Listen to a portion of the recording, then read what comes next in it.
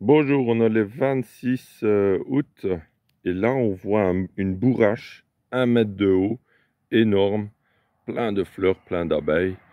Là on est le matin vers 10 heures, donc on est vers 10 heures. Ils annonçaient nuageux, il y a quand même un peu de soleil, il a plu un peu cette nuit. Là on voit des glaïeuls, ils sont presque aussi grands que moi, ils font plus d'1 m 70 de haut et moi je fais 1 m 82, donc impressionnant. Donc là, on voit la tour ronde plus loin qui fait environ 1 m 50, un peu plus.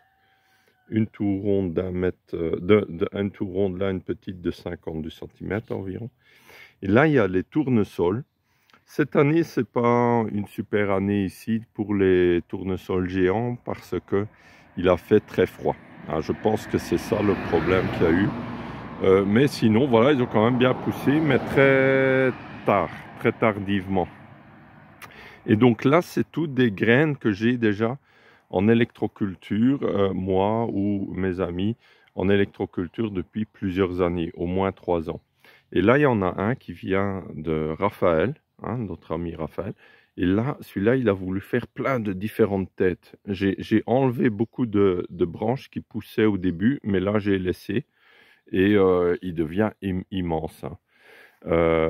Maintenant, les têtes ne vont pas être énormes, je pense, à cause que c'est à multi-tête, mais le plan même est devenu énorme.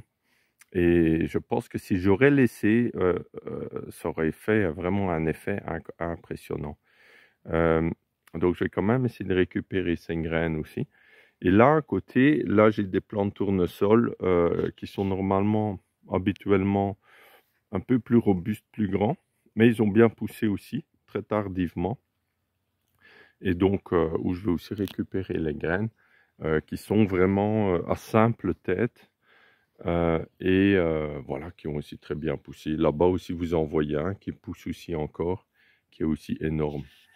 Voilà.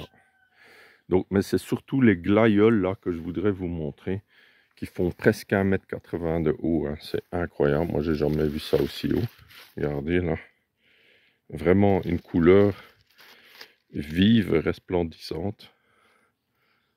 Voilà. Vous voyez là. Je soutiens un peu. J'ai mis beaucoup de glaïeuls cette année. J'aime bien ces fleurs et on peut faire des beaux bouquets dans la maison.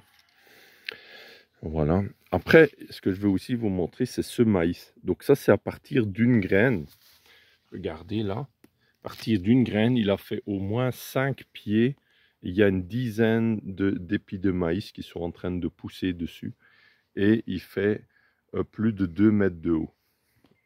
Donc ça, c'est vraiment une zone en électroculture où vous avez le maïs qui va réveiller ses caractéristiques ancestraux. Et alors vous avez le côté herbacé qui revient avec plusieurs tiges et plusieurs épis, hein. Donc voilà, ben moi j'arrive environ, ma hauteur c'est là. Et donc là vous avez encore bien 30-40 cm, donc ça doit faire 2,20 m de haut environ. Voilà. Donc voilà. Et là, ça c'est des topinambours qui sont pas... j'ai planté très tard, donc ils sont pas tellement hauts, mais ils poussent bien quand même.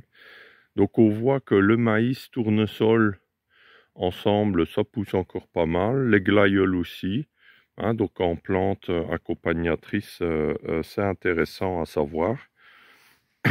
Et après, vous avez aussi les betteraves rouges, là. Regardez, là, qui poussent super bien.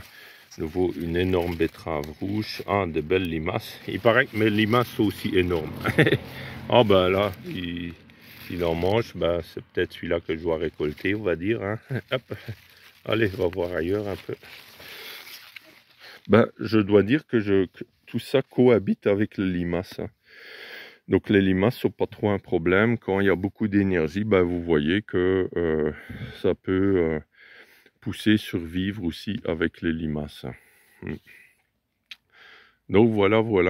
Et là-bas au loin, vous voyez ces pommiers pleins de pommes. Il y a aussi les potimarrons qui poussent super bien cette année. Je pense que c'est vraiment une année à potimarron. C'est pas tous les ans comme ça.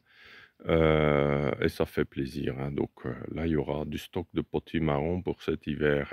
C'est très bien. Et voilà. Et là-bas, il y a le raisin. Donc avec le froid, l'humidité, ben, on voit que c'est comme si l'automne arrive.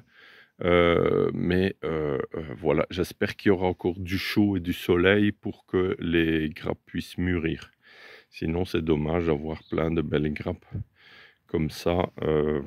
Mais voilà, c'est le risque. Je n'habite pas dans une zone à vigne, hein. Il fait un peu froid ici, donc c'est normal aussi. Voilà, c'est pas tous les... On verra bien comment ça évolue, mais j'espère quand même avoir quelques belles grappes mûres. On verra.